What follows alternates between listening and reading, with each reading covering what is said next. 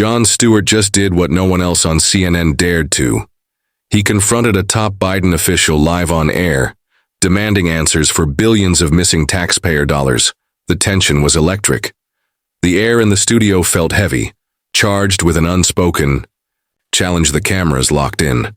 The lights cast a harsh glow over the pristine CNN set, and the polished desk between them gleamed like a stage set for battle. At one side of the desk, Jon Stewart's sharp and relentless leaned forward. His fingers tapped against the cold surface, a silent drum roll for the takedown about to unfold. Opposite him sat Kathleen Hicks, former Deputy Defense Secretary, her posture composed but rigid, her carefully measured smile betraying the slight tension in her shoulders. She knew this wasn't going to be a friendly exchange. CNN's host, a seasoned moderator, trained to keep the narrative in check, introduced the segment with a smooth practice tone. Tonight, we're honored to have Jon Stewart joining us for a discussion on government spending accountability and national security. Also with us is former Deputy Defense Secretary Kathleen Hicks here to shed light on the concerns surrounding military expenditures. Stewart barely let him finish before leaning in, voice edged with curiosity and something sharper. Honored you make it sound like we're about to have tea and scones. Let's cut the pleasantries, Kathleen.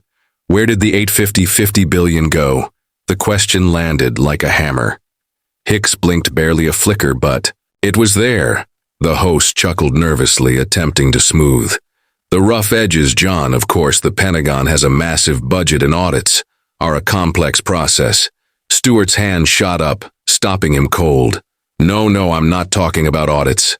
I'm talking about accountability. If the IRS can track down 600 Venmo payments from regular Americans, why can't the Pentagon account for $850 billion? A beat of silence.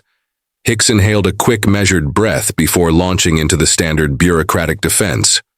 Jon, an audit is not the same as waste, fraud, or abuse. An audit ensures compliance and inventory tracking.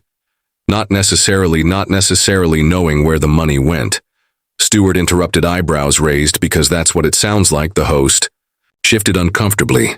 Hicks let out a practice laugh, the kind designed to downplay an uncomfortable truth.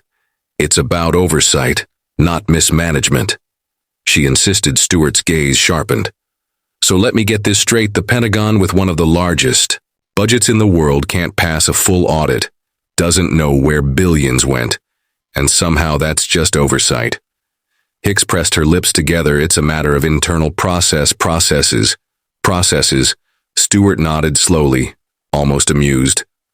You know, I bet if I misreported my taxes by $50, the government wouldn't call that an internal process.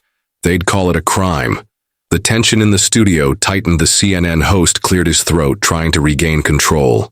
Kathleen, surely there are legitimate reasons why the Pentagon's budget is so complex, but it's not too complex to increase by another $50 billion this year.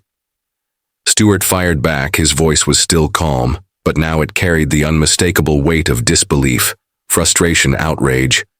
Hicks hesitated, just for a second, but it was enough. Stewart caught it, and so did the cameras, so let him break it down.